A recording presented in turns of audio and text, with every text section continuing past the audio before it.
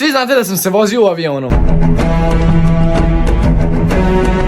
Dok sam bio u avionu, nazvao sam svoje prijatelje na video poziv, a ovo je njihova reakcija. Prvo sam nazvao Goldenita i pogledajte mu reakciju kako se iznenadio jer je skroz zaboravio, pošto sam mu bio rekao da će ići na letenje aviona, tako da baš ima prijatnu reakciju. Tu nam je i Arsa koji bukvalno ne zna gde se nalazi, ne znam zašto sam ga nazvao. Pogledajte koliko je bio srećan kad je vidio da nisam uopšte na zemlji. Sljedeći moj ortak Nikola iz osnovne škole, on je oduvek hteo da se vozi avionom, ali nikad nije, ali pogledajte mu reakciju, čak mi je napisao: "Ne seri, jebote, što nisi zvao?" I posljednje moja mama koja me čekala na aerodromu. Mama, šta je ovo?